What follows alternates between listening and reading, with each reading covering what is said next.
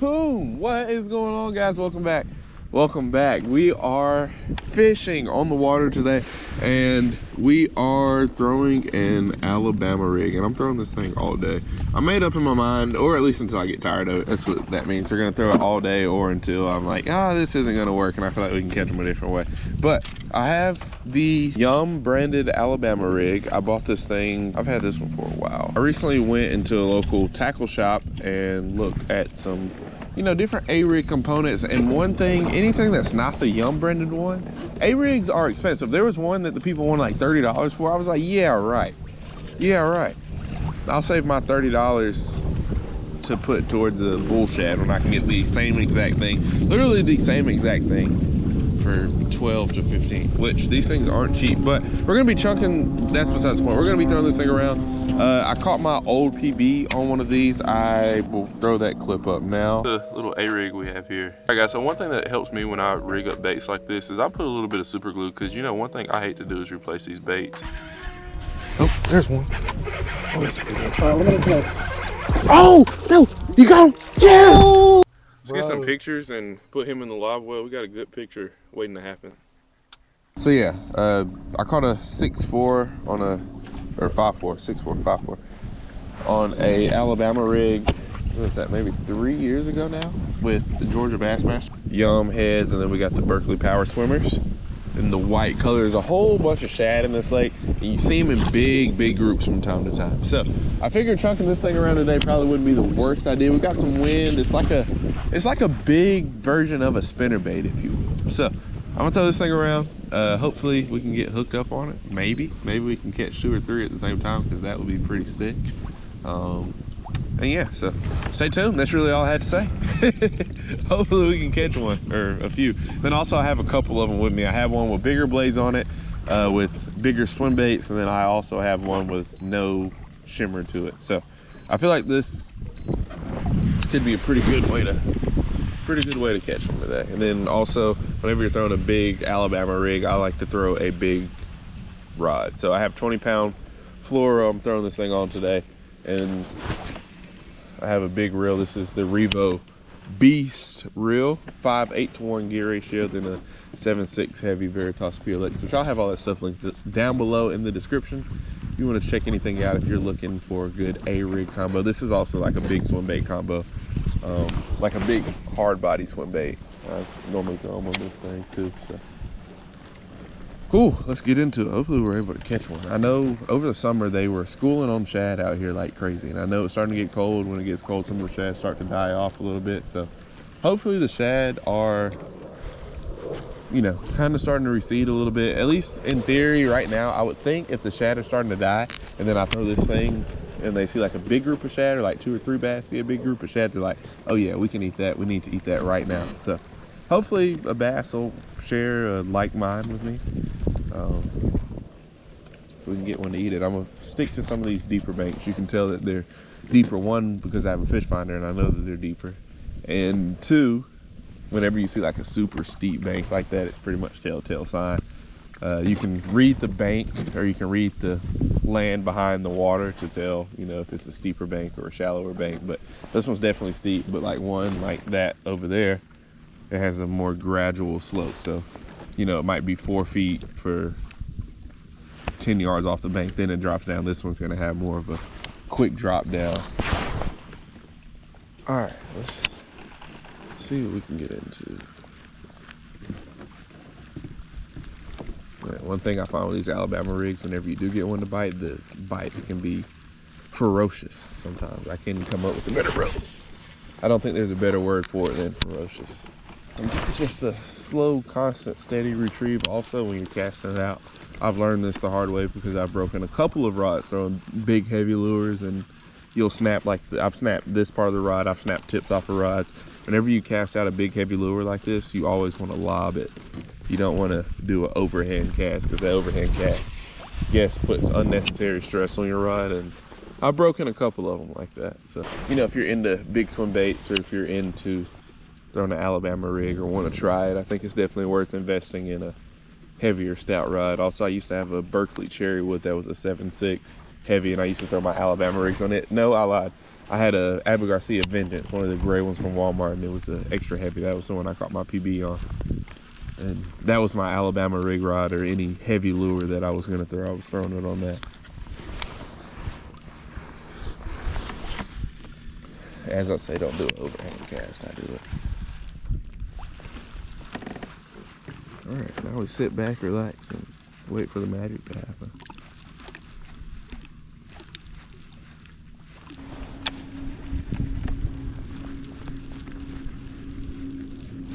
Ooh, got one. Got one already. Good one, baby. I don't know, because my lure's super heavy. That was quick. He's still, oh, he's still in there. Let's go. Let's go. First one on the A-rig. Oh, we're not gonna net them. That's more a problem. Oh, how are we gonna land them? I guess we flip them. Oh, that's nothing too crazy. Oh, he got it good too. Which one did he get? Come here. Oh, that's a little fat one. You can't tell me that one doesn't look for schools of shad and just pester those shad, dude. There's no way you can tell me he doesn't. That's not his favorite meal. There's no way. Look how fat that fish is. You cannot tell me this fish does not look for a school of shad like this. Dude, he thought he was right at home too. On the A-rig, baby. Look at that one. That's a fat one. Look how fat that fish is. Like, he has the body of like a 2-pounder, but that fish probably weighs like 2.7. Let's test that. Let's test that theory. Okay, let me say that again. He has the body of a 1.7, but he probably weighs 2.7.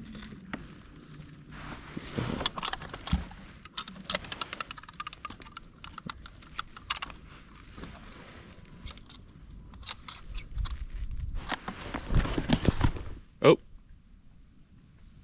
2.86. Let's see if I'm gonna do it one more time. 3 on the dot. This is a 3-pounder, baby. Look at that one. First one on the A-rig. Awesome, thank you, man. Let's go, let's go, let's go, let's go. You know, my favorite, I always say this just to make it clear. My favorites change whenever I'm fishing. You know, if I'm catching them on a frog, my favorite way to catch them is a frog. And I'd say it's probably like top 5 for sure, top 3. But I can't do this year round. And like catching them on an A-rig, there's nothing like it. There's like, it's a big bait. You got a lot of resistance, a lot of drag. Man, that was fun. That's fun. Just catching one fish on it. We're only what? Let's see. We're 10 minutes into it. We already got our first one. We haven't even went far down this bank, really. Golly, that is fun. That's fun.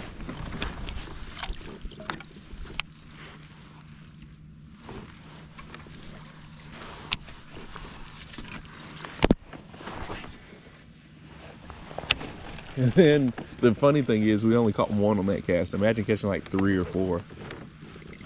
So yeah, I think this is what I'm gonna do for the rest of the day. It's 1:30 right now, so I got what, 2 hours. I got like 4 hours of just throwing this, and I'm gonna just stick to it, cast it out, let it sink a little bit, and just reel it back in.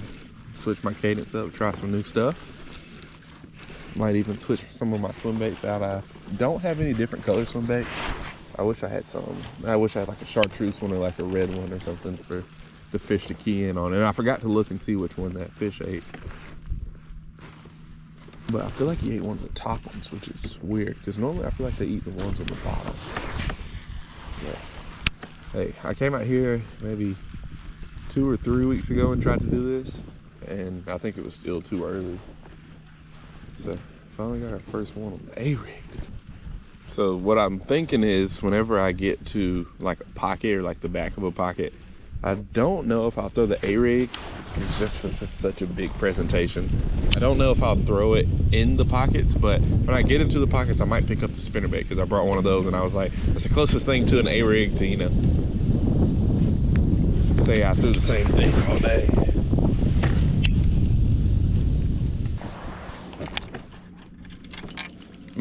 I'm experimenting right now with a type of spinnerbait rod, or like what combo I'll say is like 4 spinnerbaits if I'm, you know, going out with the intention. Normally something like a spinnerbait I'll just tie on to anything. Maybe not like the 610 medium jerkbait rod, but I like to throw a spinnerbait on a, you know, I'll throw it on a 7-foot medium heavy. I really don't. I'm not super big into like, oh, this is this rod. Now if I don't throw the spinnerbait on it, I'm not gonna catch any fish. I'm not that guy. But right now I have the spinnerbait on a 7.5 medium heavy, like one that's designed for bladed jigs, and I want to test it out, see how I feel about it.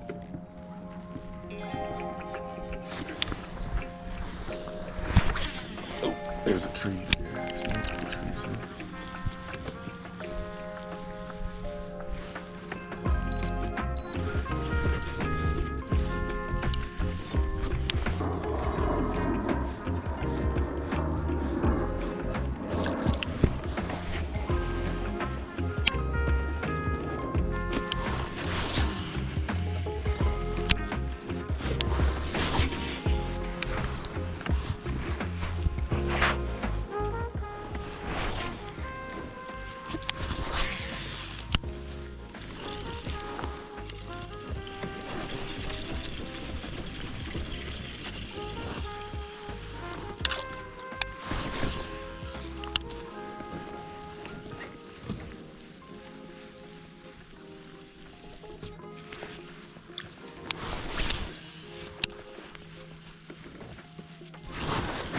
There we go. On the frit side. Barely got it.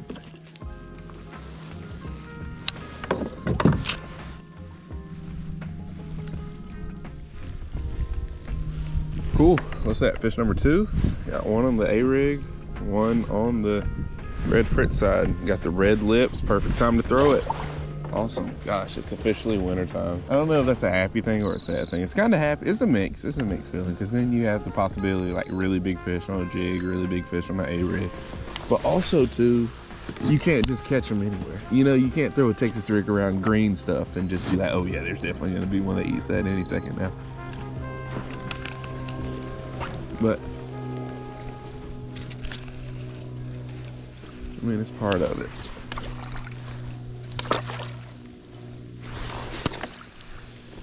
I mean, I will say though, Larry from, shoot, 3-4 years ago, he would be so proud of me now catching fish during the wintertime, because I swore the pond that I learned how to fish in, about October 1st every year, the fishing would just shut off. Like I would go a few times a week and I would never catch anything. So I just swore bass just stopped biting. Like every year on October 1st, it was like that first day that would be kind of cold, where you're like, ooh, fall's in the air. From there it'd be over, even when it would warm back up for a few days. You know how in Alabama we have like a false winter. We have a week where it's like super cold, then you think winter's here, and then it goes back to being like 80s, 90s. So during our false winter week, that would always kill the bass fishing in that pond every year.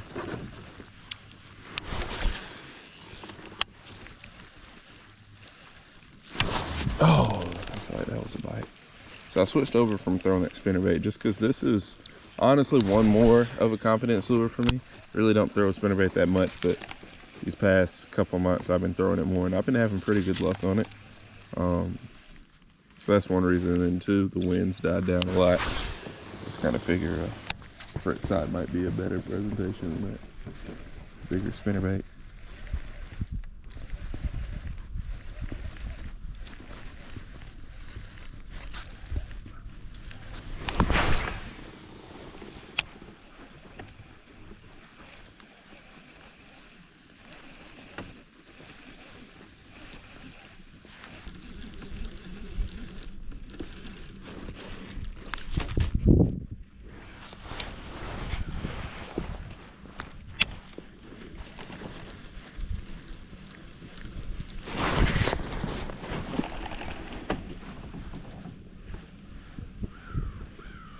I think I got bit.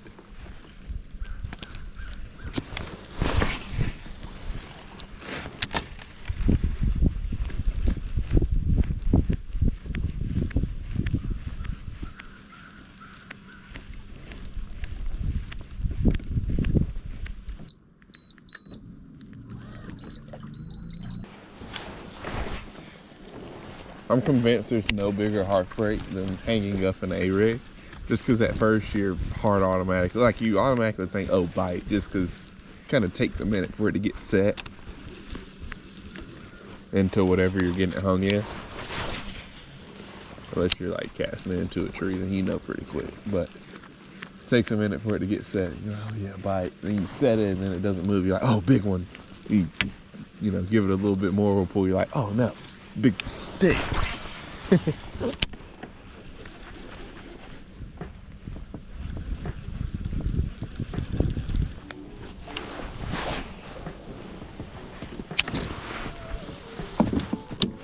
Well, I just lost a swim bait, but it's all good.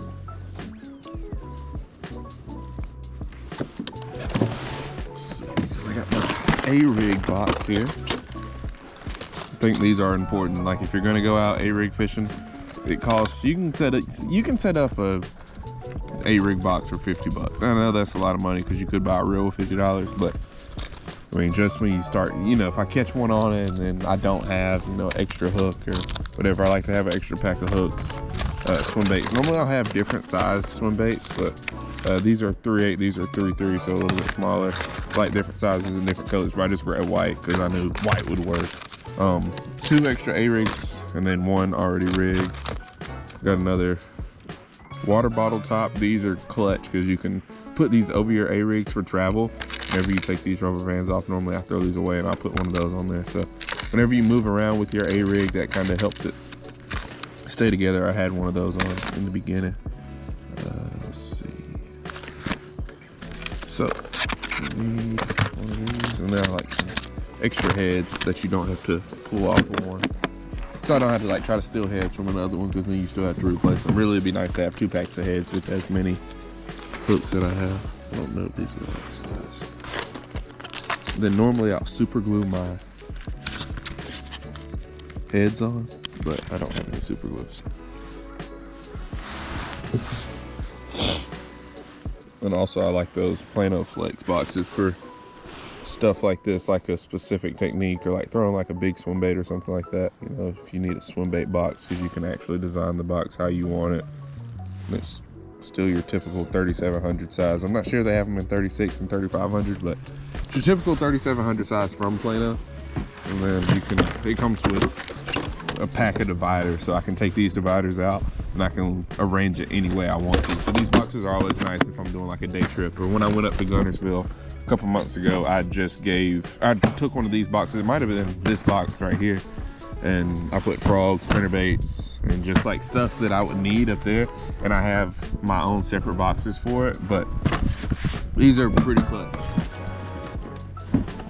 I'd like to catch another one. What I'm doing here is I'm just throwing this Alabama rig. This bank is super deep, but sometimes when I go over and I have the fish finder, there's fish suspending on it. So I'm pretty sure that's what happened with that first one. And I was hoping that the fish would still be doing the same thing, because normally I'll come through here and throw a jig, and where I'm at is probably right here on the path that I'm on. It's probably like 30 foot of water. So all right, guys, we are back. Man, it wasn't really the day I was expecting with the A-rig, but it's still a lot of fun throwing it. It's still a lot of fun catching fish. We didn't have the fish finder, so I really didn't know where, if I should be like up or close to the bank, or, you know, kind of farther out, casting straight ahead of me. But I mean, nonetheless, it was a fun day. Catching a fish or just waking up in the morning is a blessing. So with that being said, I hope you guys enjoyed today's video. I will probably do some more A-rig stuff on some different bodies of water. I'll travel around and see if I can't find a few fish that are willing to eat it all at the same time, because it's on my bucket list. On my lifetime bucket list is to catch 4 or 5 fish at the same time on the A-rig. Whenever